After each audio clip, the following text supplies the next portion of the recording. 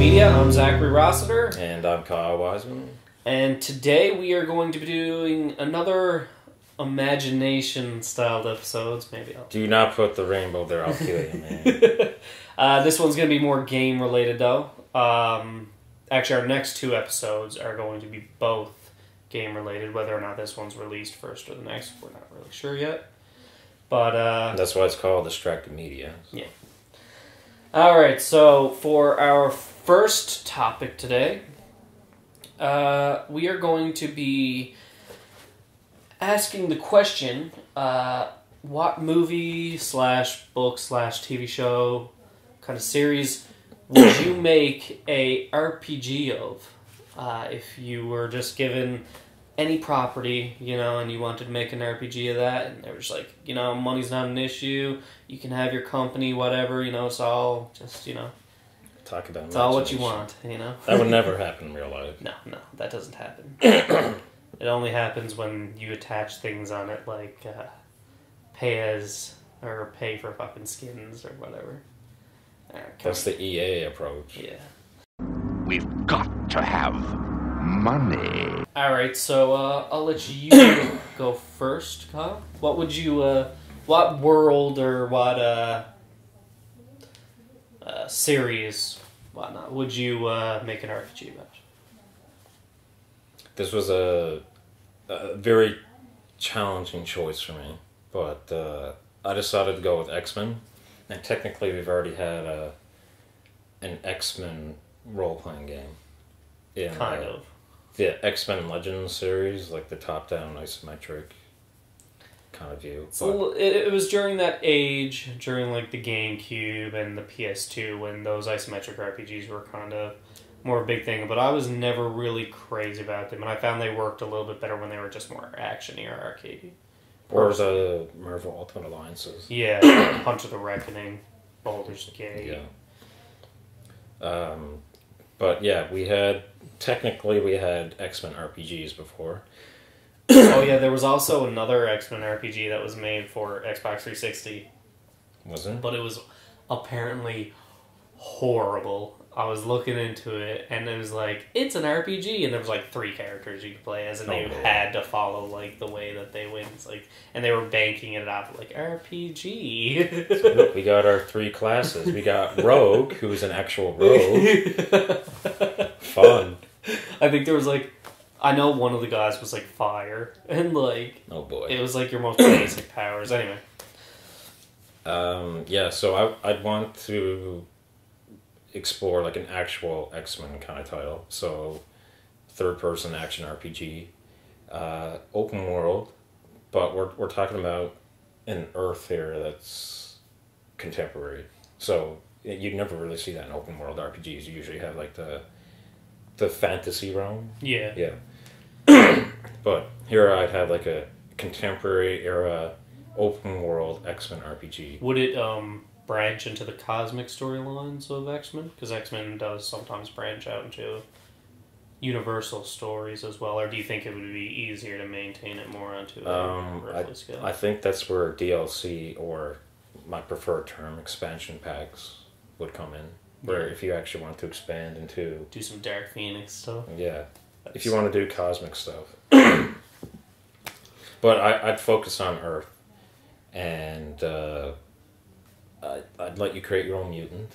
So you are your action... Like, you're not just role-playing as a mutant. You really get to feel like...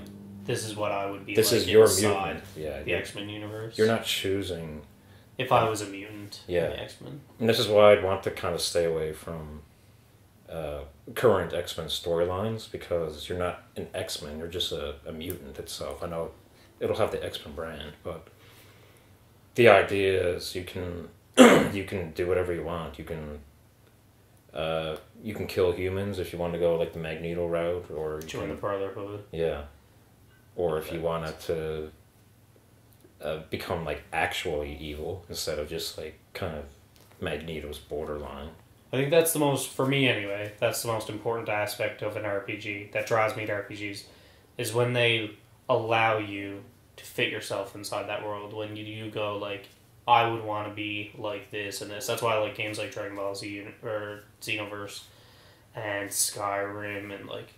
Xenoverse is actually... Xenoverse is a good comparison because they kind of fit their... like the actual Dragon Ball Z story into that. Whereas I'd want to go into the opposite direction. You're not... I mean, you'd have the opportunity to explore X-Men storylines, but... So there'd be, like, missions you could take by the X-Men, missions you could take by the Brotherhood. Yeah, like, freedom of choice would be big here. As a mutant, like, do you believe in the coexistence of humans and mutants, or do you want to kill all humans? So to have a living, breathing, open world is very important to that kind of... You could even do a third party where you were working for, like, you're a mutant that's, like, working for the CIA or something like that. It would be a little bit hard to do a storyline as to why he would be doing that, but I think, I mean, like, they've done it in comics and movies and stuff anyway before, where the X-Men will actually work on the side of the government. Yeah. And you could actually be hunting down other mutants or something like that. I'd like that. I'd want to give the opportunity of being a human, too. If you want to choose a human with, like, certain weapons. Some Alien versus Predator stuff. Or you could be a Sentinel hunting down mutants. I think that would be kind of cool. That would be cool. But, like, the freedom of choice should be there. Yeah, I always wondered, I do contemplate. X-Men's not my favorite comic book storyline. Be careful with this motherfucker. It's one of my favorites, but it's not my favorite. But it's one of my favorites. I always like the X-Men stories. And I have wondered, like, oh, how would I like to, like, what powers would I, like to have in the X-Men? And plus the X-Men suits, personally. I know some people aren't a fan of them, but I always thought the X-Men suits were cool. Not the... Well, they'd be entirely optional in this. Not the early movie ones. I'm talking about the comic book ones. The early movie ones are absolutely horrendous. I didn't mind them. Oh my god, the leather. They didn't feel like X-Men, though. The leather. Just so much leather. Just biker suits, man. Anything else? Well, not really, but I probably would have liked a Saints Row 3 kind of customization option. So if you want to go into stores... So it would be third-person game? Yeah. So if you want to go into stores and buy cosmetic items, you can. But maybe you have to... Like, if you're a mutant, maybe you have to hide your powers before going in. Or maybe there's certain stores that are mutant-friendly and then others that aren't. And you have to be careful which ones you go in. So would it be like, where it's third person, would it be all in, like, one city? No. This happening? No. Multiple cities? This is where fast you said no budget constraints. You couldn't actually do the whole world. This is, you get to choose your country.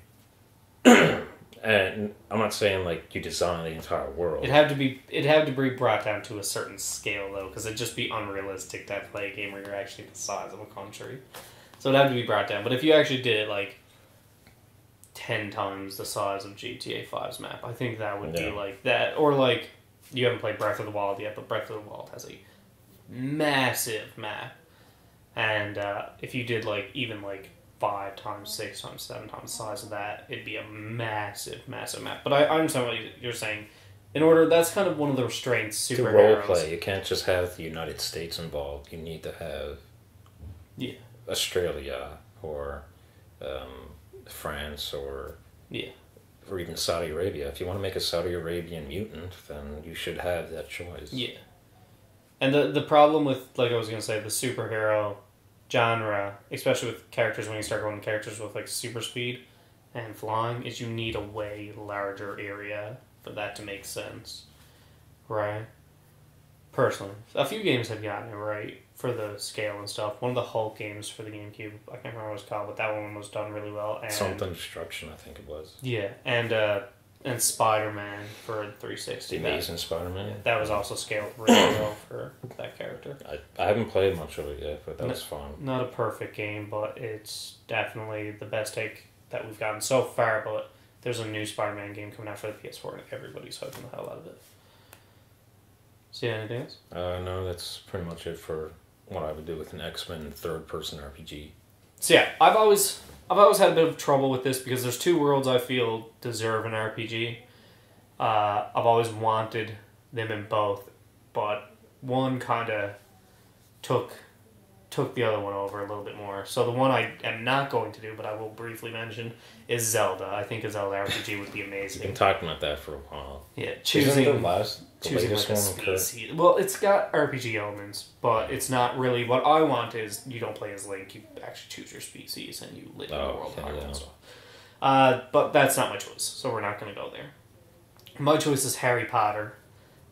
I really want a Harry Potter RPG. I would die for a Harry Potter RPG, man. Start off in school, you get to pick your class. There's all these different, or you get to pick your house. There's all these different classes that actually teach you different styles of magic. Like bully? Because I kind of like those classes. Yeah, a little bit like bully fun. And stuff. Because it would be more based on the school and stuff. And maybe if there was a continuation of games, you could actually build out a story that was more serious and outside of the school. But the very first one, most definitely, it would be set in Hogwarts and the Dark Forest maybe as a part of it as well. Okay.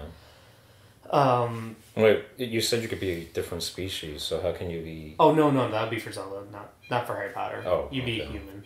You'd be a human in Harry Potter. So yeah, it starts off, you pick your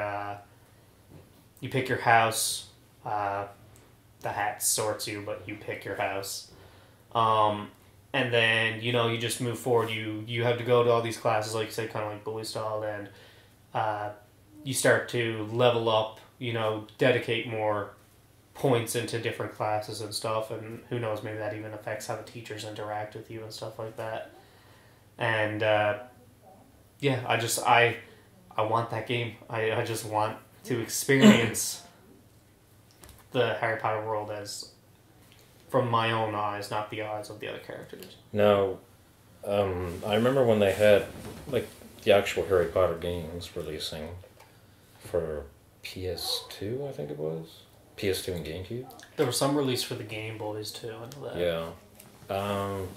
Those were kind of like open world Hogwarts. I don't even... They were probably more they're adventure kind of games, though, weren't they? Yeah, and they were based around Harry Potter himself. That's why I didn't play them. I never liked adventure games. But yeah, so how would you level up then if you have a role-playing game?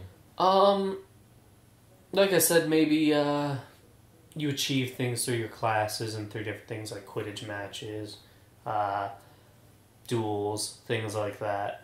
And that's how you gain your abilities. Whether or not... I'm not sure exactly how you'd level it up compared to... Let's use two big ones. Oblivion to Morrowind. I always liked the way Morrowind, you level up in Morrowind as you level up with what you're actually doing. Oblivion has it too. Oh, yeah. No, he's thinking of Skyrim. Yeah. So, I like that idea that, like, if you... Say you cast a spell in Harry Potter, like Wingardium Leviosa, then that will level up that spell, right? As opposed to... So if you want to major in potions, per se... Yeah, you have to do more things in potions. So that's probably what I would choose. I don't mind Skyrim's leveling up system too, but I always found that Oblivion's and Morrowind's leveling up system was way more realistic. We could talk about Skyrim a bit later. I got a couple of things to say. That's going to be a topic for later. Excuse me. Anything else? No, I just really want to experience that world, man. I want to make a character. Obviously, character creation would be really important. It always has been for me. I would definitely have each house affect as well. I think each house would affect as well how you play the game too. So maybe there'd be special perks attributed to each house and stuff, right? Like if you... And maybe even like a final perk or something. Like if you went with Gryffindor, the final perk would be you could pull the sword from the hat or something like that. With Slytherin, you could do the Avada Kedavra curse or something like that, right? Some like big ending kind of thing, right? But I do think each class would have its own effect on how you leveled up as well too. Okay. It would be a very leveling up based game, but I wouldn't take it too seriously. Maybe in the sequels I take it more seriously when you're out of the school and stuff. And actually have like a dark wizard that's killing people and shit like that. But the first game, I probably wouldn't want to do that. A little bit harder to do that when you're constrained to Hogwarts itself, though. Yeah. It'd be a tough game to make. I'm not gonna argue that.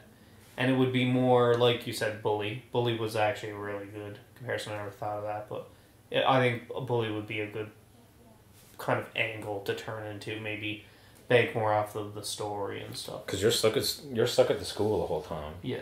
In Bully, but you're able to explore the school grounds, like the football field and stuff like that. And that's what I would like for Harry Potter. And plus, then you could really get a real scope on how big Hogwarts is, too. Then. Yeah. And then you have the dormitories, Bully. Yeah. So I guess you could have... The towers. Yeah. In Harry Potter. Hogwarts is humongous. So. Yeah. And you could even maybe do, like, secret areas in Hogwarts and stuff. I'm not really sure. My only thing I probably wouldn't be able to comment on right now because I honestly don't know what I would do in terms of missions is how the missions would play out storyline-wise and stuff like that. Because you obviously need a story that has to progress through a straight structure and stuff. And yeah.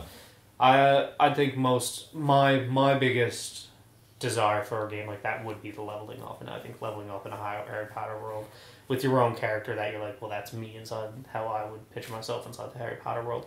I think that's what I would take as the most fun aspect of that game. There's something special about role-playing games in general, though. Yeah. Not so much the turn-based ones. No offense if you're Some a fan. of them have breached certain levels, Dragon Age being one, and But that's more of a tactical turn-based. but it's still turn-based action, Yeah. and the same with Star Wars Knights of the Old Republics. I think those are so good of games, though, that they don't even deserve... They deserve to not be put with a lot of other turn-based RPGs. Because a lot of turn-based RPGs are really bad. But even in that, like, a lot of turn-based RPGs force you to play a specific character that you can't really customize besides, like, new armor or something like that. That's the problem with a lot of RPGs now. It's just like... I feel like a lot of RPGs lose that kind of idea with RPGs is like an RPG. It's a role playing game. You're playing your own role. Yeah, customization is not like a necessity, but like it certainly adds to the experience. That's how I've always felt about RPGs. Anyway, like when I play an RPG, and they're like, pick a character, and then they're just like, here's your tree of your leveling up. You can't change how this character looks. It's not your character, and it's got to level up in this fashion. I'm like, that's not role playing. That's an adventure game that is basically pretending it's an RPG, in my opinion. If I want to play an adventure game, I'm going to play a good adventure game like Arkham Asylum. But don't give me a shitty isometric RPG that's pretending it's something it's not. Like Van Helsing. Yes, exactly like Van Helsing, and exactly like Victor Moran, and exactly like all those other garbage fucking games. Baldur's Gate. Baldur's Gate had a charm for the time, but yes, it does fall into the category. But it was a bit more acceptable back then. We're talking about the Dark Alliance titles, by the way, not the BioWare. Yeah. We haven't played that one. Nor will I. Yeah, it's probably too ancient. Yeah, it's too outdated. I might play that Diablo 3. Was it the one we were thinking? That's co-op, yeah. Yeah, I might play that at some point, but I'm really... I'm not a fan of those loot-based RPGs. Yeah, a lot of these isometric kind of RPGs that nowadays they're not good. They're just they bank on too many weird looting, like you said, looting things, and just looting they're way is the too main linear. appeal. Yeah, and just that's another element. It's not as important an element for me anyway, but RPGs should be open world. You should feel like you're exploring a world. You're actually exploring it for yourself. It's one of the things that Breath of the Wild does so amazing. Breath of the Wild, okay, remember the first time you played it is probably what you did with Oblivion, and that's what I did with Skyrim, but the first time you played Oblivion, you were like on a mission, then you just turn and you see something, you were like, oh, I have to see what that is. Oh my god. Breath of the Wild is that. I remember going through the main quest, and I came across a dungeon, I was like, go in there. Or like Main quest can wait, and then I come out of the dungeon, and I just, like, I slightly go down the path, and then another dungeon, or like this tower that I have to go into. It's actually what upsets a lot of people about those games. Is that like what draws us to it is what upsets a lot of other people. Like I was watching one guy talk about it on YouTube, and he's just like, you do a mission in one of these Bethesda games and they're like, do this, now you have to do this, now go do this, now go do this, now go do this. And it's just like a million steps to do anything. There's always something else at some other angle and it upset them. Well, but that's what an RPG is supposed to be. If you don't have the ability to focus, then perhaps you're not... Maybe you shouldn't be playing role-playing games. Yeah. Alright, I think that's good for the first topic. For our second topic, you kind of already touched on superheroes, but we're going to get back into another superhero topic. What superhero would you like to see in a game made about? So obviously you've already established X-Men's your RPG, but perhaps there's a different style of game you'd like to see done. I wouldn't do a role-playing game if I was going to do like... Me neither, actually. A specific superhero kind of... I kind of went with Captain America. I just think that would be a really cool character to explore in a video game, if it's done correctly. So would it be a shooter, like in World War II or something? Or would it be more modernized? No World War II setting. I already thought about that. We've already gotten enough World War II shooters. So it'd be more like... I'm going to guess, because I know how much you love Winter Soldier. It'd be kind of Winter Soldier toned and stuff. Like, it'd be more espionage. And... Yeah, it's like Alpha Protocol, Murdered Solo Suspect, or LA Noire style. That'd be the kind of style that I have in mind. So you still have that open world to explore. But just with badass action moments. Yeah, like... Just because Cap's a boss. The action scenes are very important. So, like, some of it will be scripted, unfortunately, if that's not your cup of tea. But to make a Captain America game, like, the investigation, I think, would be the coolest aspect. So. Would there be any leveling up? No leveling up, no. No? No. Purely linear? Purely linear? Yeah, I want to focus all the resources of the game on that. So, linear story, but there's a lot of side missions and stuff.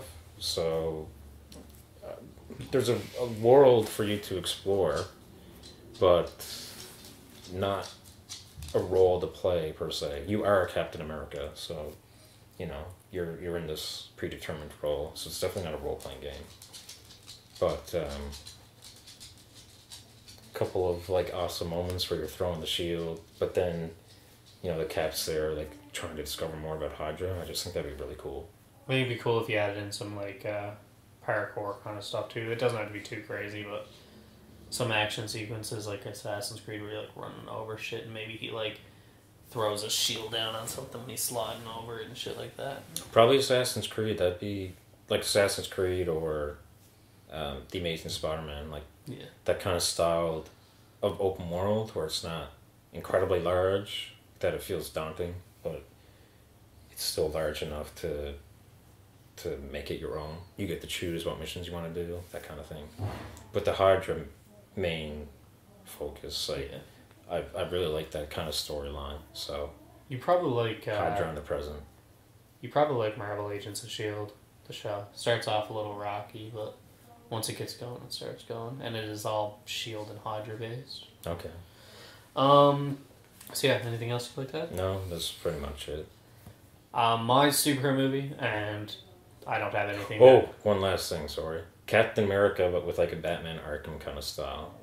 Maybe that's more what I was... I think that's more what I was going for, because... That's exactly where I'm going, but I'm going with another character. I didn't even think of the investigation scenes in Batman. But, like, it'd be more like that, except more on a... You could introduce some cool characters to help him with his investigation, too, because Captain America is a great person, but he's not the smartest superhero. So we probably need help from, like, Widow and... Anything else? No, that's pretty much it. My superhero game, and I don't have anything that would even come close to this, would be Daredevil. I would definitely do a Daredevil game, and I would definitely get Rocksteady to do it. Well, I wouldn't actually Rocksteady. I just mean that style. Oh man, I would I would literally, and I don't know, maybe some people are like that's unoriginal, but I would take the exact same physics engine from the Arkham games and just use that for Daredevil. I'll go on. Obviously, I wouldn't be. I wouldn't argue any new improvements if they were proven to be improvements. But for the most part, I do enjoy the fighting system in the Arkham games. I know you don't as much as I do, but I do. I think that it's a good fighting system. I love the investigation, and well, I don't mind the fighting system. It's buggy, and with 4 games, they still haven't nailed it down. So I don't know. That's why.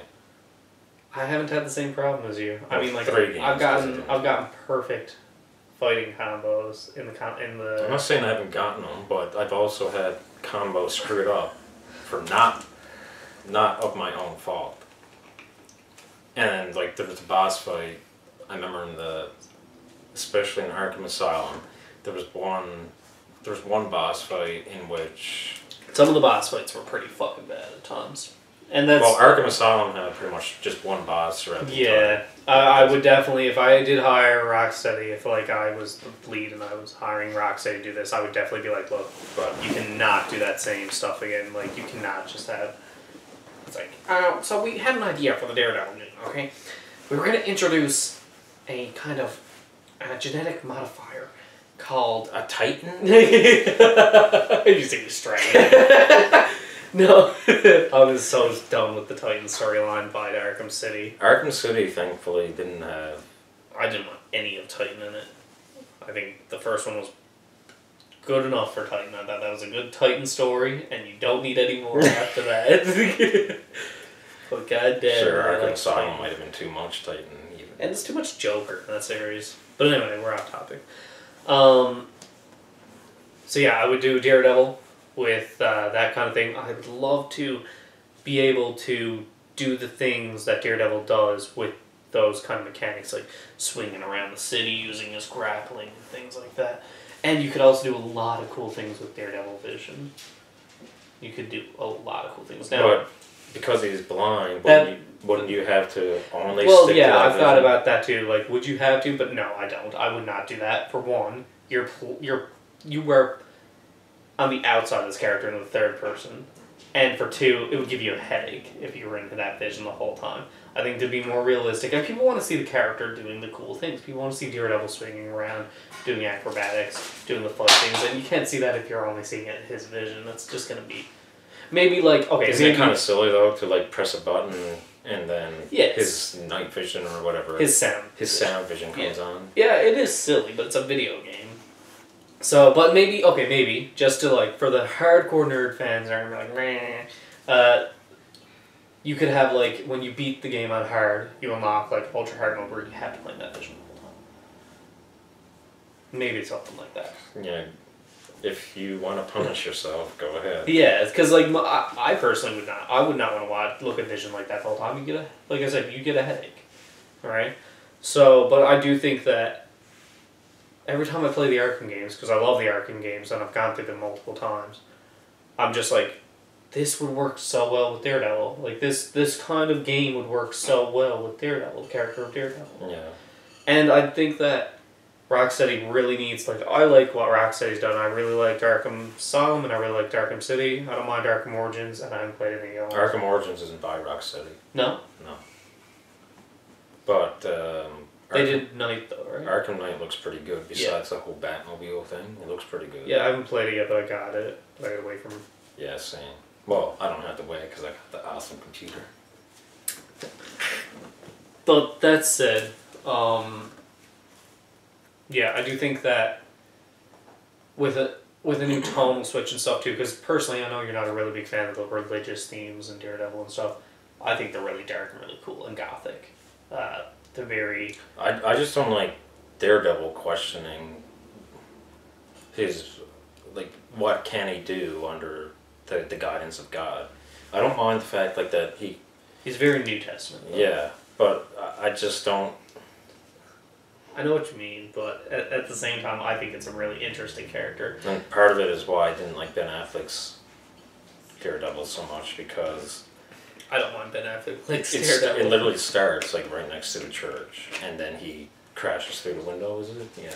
I think Charlie Cox's Daredevil starts next to a church too. Oh, it's very religious themed. It's a religious themed show. He's a Christian, but there is a lot to do with the lawyer side of Matthew Murdock in the show too. The Netflix Daredevil series. If you haven't seen it, you go watch it. You're punishing yourself for not watching that series. We're getting off topic, though.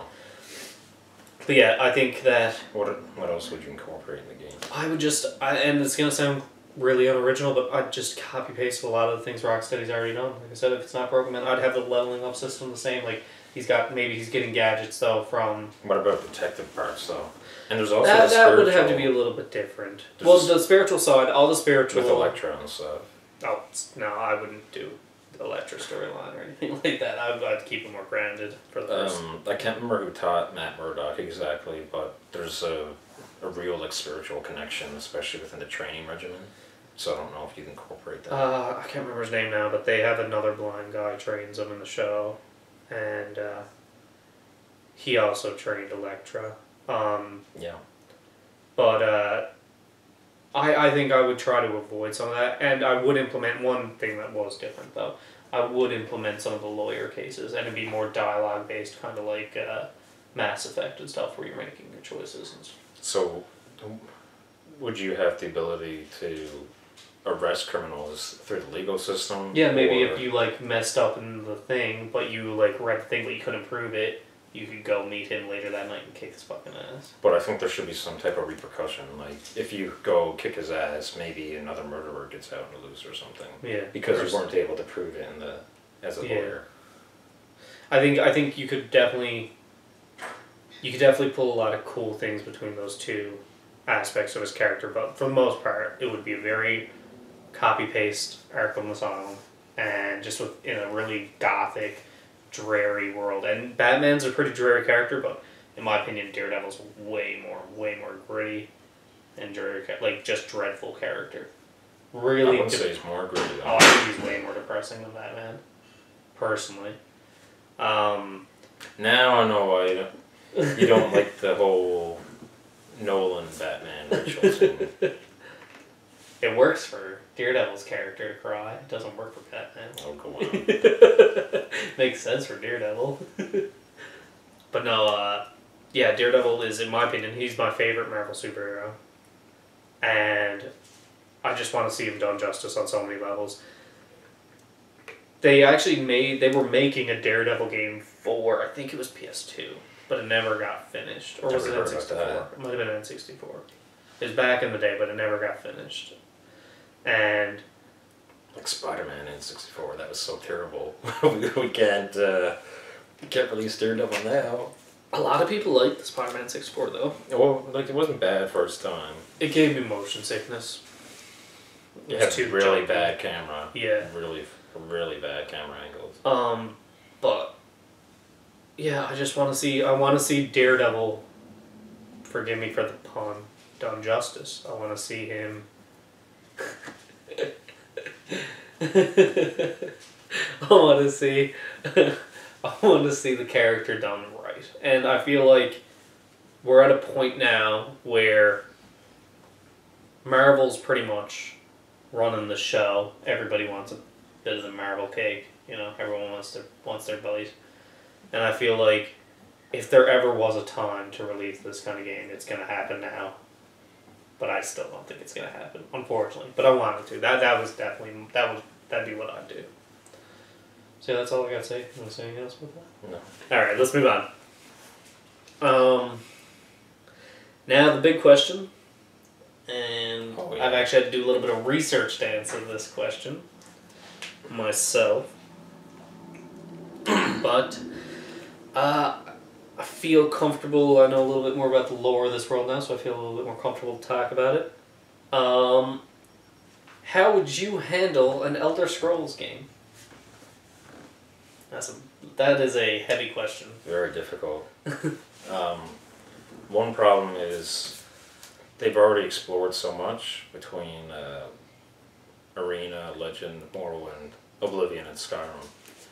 There's not that many continents left unless you want to go into the boring ones. Well, like Arena allows you to explore all of them. But yeah, there's not a whole lot of territory to explore unless you're treading on ground that's already been explored before. Well, there are other There's continents on the planet, but no one's really touched those yet because everything's happened on the continent of Tamriel Yeah. so far. And why wouldn't it? It's an awesome continent with lots of diversity. Anyway. I think I'd go with Valenwood or Valenwood, however you want to pronounce it. Is it Valenwood? I think it might be Valenwood. Yeah. But that would be 2 L's, I'm pretty sure there's only 1. Yeah. Anyway. That's home of the Bosmer, the Wood Elves. Personally, I think they're the coolest Wood Elves. The coolest elves. Yeah. I always liked, you know me, I like Dark Elves in every game I play. But I find the Dark Elves kind of generic, though, because of how repressed they are. Like, there's, in my opinion, they're kind of like the black people of...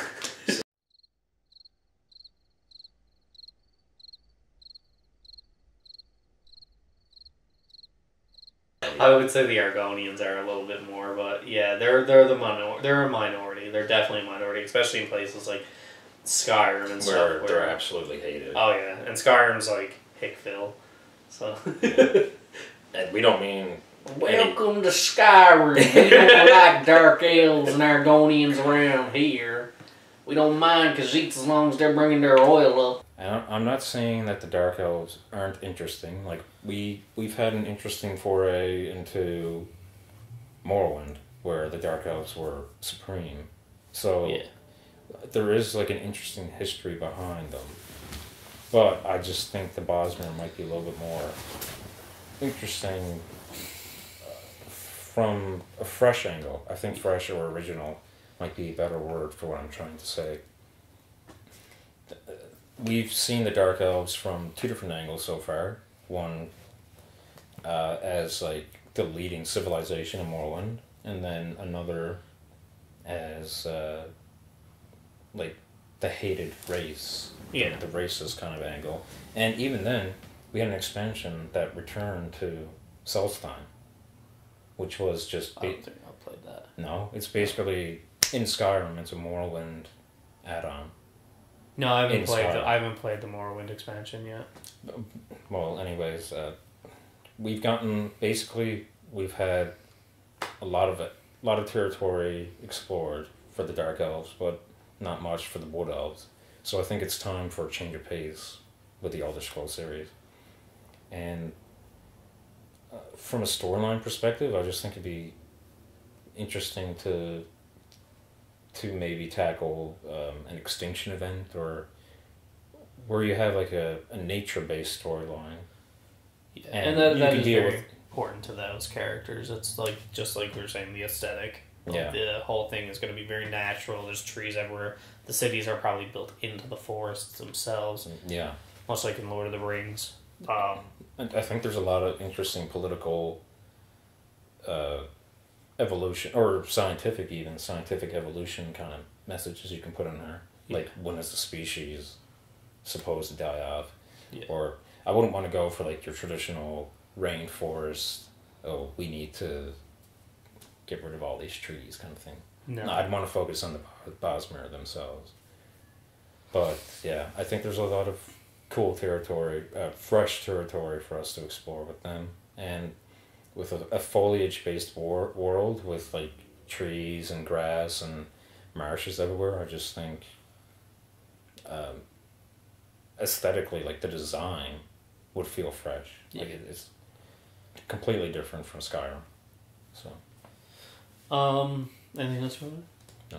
Alright, so I would choose Hammerfell. The reason I would choose Hammerfell is not only its history. I was doing some research into the lore. Apparently the Red Guards came from another continent because of a catastrophic event that happened on theirs, and actually immigrated to Tamriel. They fought off the High Elves. I believe it was the Bretons and the High Elves. I could be wrong. I know it was the Bretons for sure. They fought them out of their lands, and excuse me. They forced their way into Tamriel, but I think that would be a really interesting immigration story. It'd also kind of have some relevance in today's social kind of climate where Yeah. where you have immigration as Immigration's a very big topic right now across the world. from refugees and stuff. Yeah. Now the Red Guards were never actually refugees themselves, were they? They were from the catastrophic event. They were fleeing there. Technically, I guess. So you could have. But the difference was they fought their way onto the island. Yeah. Because they're very warlike, they're very powerful, and no one can really hold their own against them. Yeah, and as well, apparently Hammerfell is very, very Cultural. environmental. Like, the environment itself is very... Multi-layered. Yeah. Okay.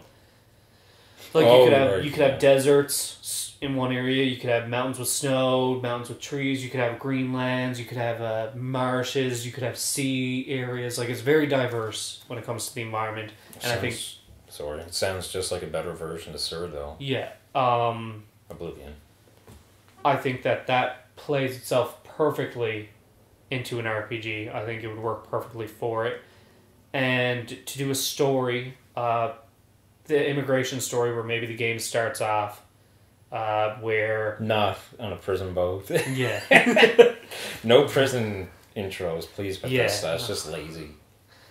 Well, you know they'll have the prison boat. So yeah, I think that doing the immigration story, game From opens up. multi-layered world. Yeah. It would work really well.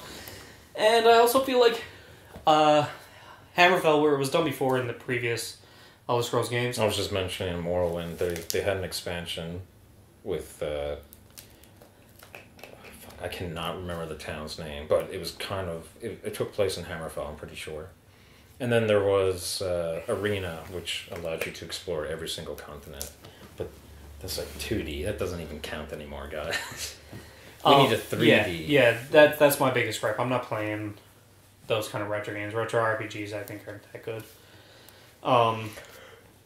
So yeah, we need a more modern version of this. And I think Hammerfell would be the perfect province of Tamriel to tackle. You could also do DLC with High Rock, maybe do some stuff with the orcs. Hasn't really been touched on too much. I think it would be cool. There was a decent bit of lore in Oblivion for the orcs, but yeah. to actually see them in their home environment, I think would be cool. Yeah, and as well, apparently during this timeline, when they were moving across, the Dwemer were still...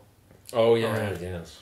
So, you could definitely delve more into the mystery of the Dwemer. Now, here's where a little bit of me kind of fights myself, because the mystery of the Dwemer, the fact that it's a mystery in itself is really interesting. It'd be more intriguing to leave it as a mystery. Yeah, but then another part of me is like, I want to see what happened, right? So, I don't know. If they did it really well, I would be happy. But like anything, if you do it well, you'd be happy. If you do it bad, you won't be. But, yeah, I think maybe you could touch on the Dwemer a little bit if they're still around. Maybe you meet a few or something, right? Maybe they're kind of mysterious in and of themselves or something. Or you could have like an ambiguous character that could be a Dwemer, but like... Yeah, but you don't know if you can take him true to heart because he lies about a few other things or something, right? Yeah. But yeah, I think Hammerfell would be the perfect location for the next Elder Scrolls, in my opinion. Well, I'll just be happy as long as they don't put it in Elsewhere. Everybody wants Elsewhere. Why the hell do you want to do Elsewhere? It's just all sand. It's gonna be a giant litter box movie or a game. A bunch of kids eat fucking shit in there. Yeah, you just step in shit. Yeah, that's the opening of the game. You lose experience for stepping in Definitely. shit. That is going to be the opening of the next game. You watch, it's going to be Elder Scrolls Elsewhere, and you're going to be shackled up in chains, and you walk into a jail, and you're going to go, and you're just going to look down, you're going to see a bunch of shit on your foot, and then some Khajiit's going to laugh at you, and you're going to keep walking. That's going to be the opening of the fucking game. I'm calling it. You should watch where you're going. Watch Bethesda. Like, some guy at Bethesda watched every day. He was like, God damn it, I knew what you were doing. Well, if that scraps our idea, I guess we'll just take theirs of like Valenwood. I really don't want to see Elsewhere, though. Like, I wouldn't mind Black Marsh as much, but I don't think Black Marsh is really... It's not smart to do it. It's not feasible, because... Well, it's for all the half of it's species. in the water. Yeah. So, like, what are you supposed to do? Like, you have to be a mage if you're not an Argonian now to do underwater breathing techniques. Like, you have to do that now. Well, didn't they have like... That kind of just takes away, like, that's what makes Elder Scrolls so good, is they put you in a world where they're like, you know, whatever you do, it's probably going to work. No, you could have, like, in Oblivion, they had a... Forgive me if I'm incorrect on this, but I remember, like, a hood that allowed... It was, like, magically imbued, so even if you weren't a magic character, you were able to breathe underwater. And I feel like if they you're also playing have, like, the rings and stuff, too. A ring, I wouldn't mind.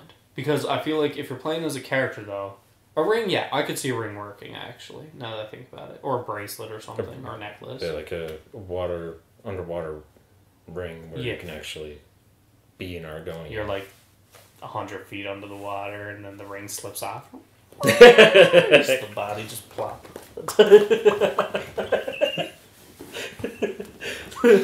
So ends the hero's So ends the tale of the Dragonborn.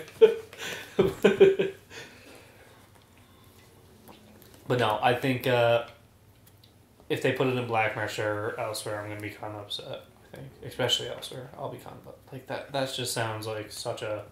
But I trust Bethesda. They could probably. You never know, man. They could make it good. They know what they're doing, but at the same time, it's just like, I don't want to just be... The Skyrim was so repetitive with its environment. Oh, you think that's bad? I bet you elsewhere would be 10 million times worse. It's to the point where I'm worried, and I like Skyrim. Right? Elsewhere it's just going to be sand dunes, right? The only time sand works, in like sand areas work in video games, in my opinion, are in like adventure, silly games like Mario and stuff. And those were literally like a single level. Yeah, and shooters. I like sand desert area shooters when you're doing like Afghan War or Iraq War and stuff like that. I find those kind of boring, actually. I like if you do like level after level, and they're my favorite. They're my favorite areas in those games personally, in first person shooters. But that's me. Anyway, yeah. So that's all. That's all I have to say for Elder Scrolls. Do you have anything you looked at? Now we can actually end it right this time. No. Alright, so we'll go to the recommendations. I won't end it preemptively this time. Oh, yeah. This is like our third recording now, and I've messed it up a bunch of times, so... For which he will die for. Die? What's that? Kyle, what's your recommendation? I'm gonna go with Batman Arkham Origins. It's pretty much the black sheep of the entire series. The ugly... What's the... Ugly duckling? Yeah, that's... The ugly duckling of the group. That turns into a beautiful swan. Well, not quite. Arkham Origins still has its problems. But it still looks like it got hit with the ugly stick a few times. It might have some brain damage up there. Overuse of Joker. Alright. But Arkham Origins, in my opinion, has the best story. And we had talked about this before, but it's seasonal. So I'd actually played this around Christmas time. And the whole game takes place on Christmas Eve. And awesome choice for Batman. I always thought Batman, the tone of Batman worked perfect with winter. And just when you attach the Christmas just as like that little cherry on top of the cake, it's just like, for Batman, in my opinion. Well, we usually associate winter with death or the hope of a new beginning, but like it's the darkest point. Dread and depression in general and shit. Yeah, so we're better for the dark night to explore than the darkest period of the year.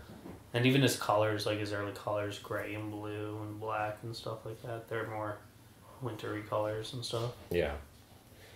One of the major complaints against the game was the shock gauntlets. Like, apparently it made combat... No, it did, I'll admit. It made combat a lot easier. Made combat a lot funner. More fun, yeah. Funner is the real word, Kyle. Okay, go on. Cool.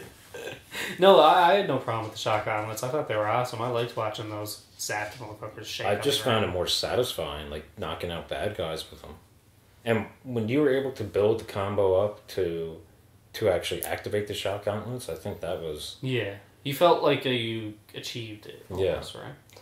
But, and then, like, I at least myself, when I hit the shotgun, it's like, boom, you felt like this kind of like pump, like, now we're in it, and then you're... Whereas in Arkham Asylum, I'll give that to Origin. In Arkham Asylum and in Arkham City, it's almost like a struggle getting through the giant combos and stuff. You're like, oh my god. But then when you hit those shot gauntlets in Arkham Origins, you're just like, let's go. And like, you get this boost of energy and stuff. You start. It's less about being on the defensive, I think. Yeah. And you actually get to hurt some bad guys. Ones, yeah.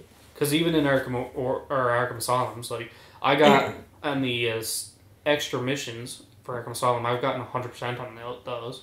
And I had to do that by, like, jumping over people. You have to jump over them all the time, straight, yeah. Right? It's so tedious. So, the shock gauntlets, it just remove the tedium. And if you really don't like them, you don't have to activate them. It's optional to activate them. So you can just do the normal combat system if that actually bugs you. And the other major criticism was that it was a copy-paste of Arkham City. And that is, like... That's horseshit. It's not the same game at all. They're both wintry, but Origins, in my opinion... Arkham City takes place in, like, a completely dilapidated city that part of it's, like, sunken underwater. Another portion you can't get to due to Hugo Strange, like, dominating the island. So... Yeah, they're way different games. Arkham Origins just... It feels... fresh. It's an original take on the city, and although like there were certain locations that do feel familiar, in my opinion, nothing ever actually felt exactly the same. And personally, I just think it was the best Arkham story, even though Asylum was a little bit more focused. Like it was a more focused story. It wasn't as good though. The problem I had with Origins, though, and I've told you this many times now, is the return of Joker. I think the Arkham games... And Bane? You didn't like... Yeah, Bane's a little bit overused as well. Not as much as Joker, but definitely the whole Titan thing. But it feels like you're beating it over the head now, and it's just like... There's so much more to Batman than just Joker. Hush. Clayface. Mad Hatter. Scarecrow. Yeah. Scarecrow. Red Hood. Mr. Freeze. Mr. Freeze. Like, give Mr. Freeze... Like, you're doing a winter-themed goddamn... Like, Mr. Freeze would have been Use Mr. epic. Freeze as the main villain of Origins, man. I think that would have been cool. Penguin, I would have took over the Joker at that point, and Penguin's one of like the more boring villains. Sure, isn't Penguin like the main villain? He's one of the main villains in Arkham City. Yeah, and I guess it makes sense because it is a winter theme, but it doesn't. Even like Two-Face hasn't gotten his due. No, and he's one of Batman's like main villains. It's just an overuse of the Joker. Yeah, everybody they just want to throw Joker on everything. But Joker's even getting his own standalone movie now. Is he? Yeah. But Jared Leto opted out. Joaquin Phoenix is going to play him, apparently. He's a good actor. We'll see. And I think Scorsese's directing it. No, that is very odd. It's going to be like an 80s themed Joker crime movie or something like that. You're interested now. No, but it sounds like a more serious take. Yeah, well, apparently I'm pretty sure it's the same. Rumors has it that it's Heath Ledger's Joker when he was younger or something like that. Okay. Well, I've already had enough of Ben Affleck's Batman, and he's only been there for 2 movies, basically. Too much of a good thing. Some people Too can't much handle of a terrible thing. Some You're people right. can't handle it. Fucking awful Ben Affleck. Oh, go on with yourself. Ben Affleck's best Batman we've had on screen yet. Anyway, Origins has a very interesting story. It's not as focused as Arkham Asylum, but it's the most humanizing for Batman. I'll agree with that. It had the best arc for Batman, definitely. Yeah. So it has the most humanizing factor for Bruce Wayne, and honestly, it was the most afraid I felt for one of the characters that Batman associates with. I can't give any spoilers, but I don't know. I liked the eclectic villain choice. Like, he has 9 assassins chasing him The whole assassin thing was pretty cool. Yeah, it was really freaking awesome. And that ending with the shocker, that battle was so intense. that was the funniest part. Oh my god. Come on, Mr. Batman, let's go. Leaps over him. Just he's a fucking. Oh man. But some cool boss fights. Like there's a boss fight with Firefly that I thought was actually well done. It's kind of like the Poison Ivy one, but you didn't like that one. It also made Bane interesting. I was really tired of the whole Titan fights, but they actually found a new way to make Bane's boss fight intriguing, and it's multi-layered. So I actually like Nolan's Bane more than the comic Bane and the Arkham games Bane. I wouldn't say that, but I do like Nolan's Bane. Anyways, check out Arkham Origins. Yes, it's the buggiest of the saga. I don't know about Arkham Knight, but it's also the most underrated. And make your own judgment on it. Don't be swayed by critics. All right, we'll get to mine now. Yeah, you good? Are you done, Kyle? My recommendation is Spec Ops: The Line. To my surprise, this game was a lot better than I thought it was going to be. I actually played this game previously on the 360, and I couldn't get into it. But it's Kyle, the shooting system. Yeah, you were like, no, keep going, like keep trying it. You know, it gets really good. The story gets really intense, and I was like, all right, bought it on PC, went through it, and it was worth it. It was worth it. I'm recommending it. The story has twists and turns. It's dark, and I like dark. But it attacks a theme that most modern shooters are afraid to, PTSD. Yeah, you don't see a lot of modern day like modern warfare or AAA titles. AAA titles, yeah. You don't see a lot of AAA titles touching subjects like this because the producers are like, no, that's a little too touchy. Maybe that might backfire and we won't make our profits. But no, Spec Ops Line just grabs it and just goes. It's not perfect. The game's not the perfect balance of it. A lot of the action and some of the cutscenes are very Michael Bay-ish. It's very like double-sided, like a double-sided coin. On one side of the coin you have the PTS story arcs and stuff, and it's really dark, really serious, really gritty. And then when the action starts up, it's like, America, fuck yeah. Which some people like. It has like... I kind of tried to defend it, but you can't really defend it this way. But I thought, seeing how it's nothing's as it seems kind of story, then maybe those like big over-the-top moments are, not actually what we think they are. They're not. They're not the Michael Bay moments that we're seeing. But you can't defend the game for that. It's ridiculous. Yeah, there are moments where you're taking out like 50 guys at once, and you're just thinking. It pulls you out of that immersion. Yeah, I think less is more in a lot of games. A lot of games fail to see that, and like, you don't need a scene where you're on like riding on a water tank, shooting grenades at hundreds of enemies. You don't need that in a game. You could have Arma has already shown, in like Operation Flashpoint, that these games have already shown that.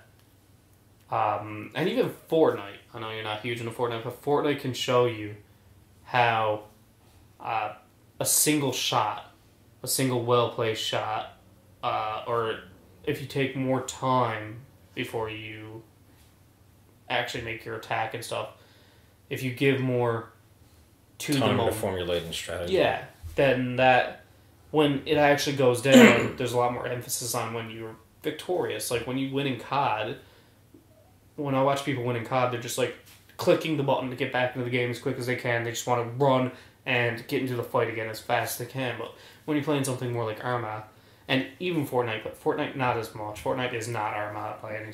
The death the sense of death actually gives you a fear. Yeah, and you get a much more of a feeling of accomplishment when you get your kill or you're victorious in your mission. Yeah. And Spec Ops: The Line, That is not what's intriguing about this game at all. That is not the intriguing factor. The story is completely what hauls you into that game. And there's just some, like, running, gunning action in between. Very arcade. Yeah, if it was more tactical, I think yeah, it could have been, like, a very superb game. I think that game could have been one of my favorite games if they brought it back a little bit. And they just...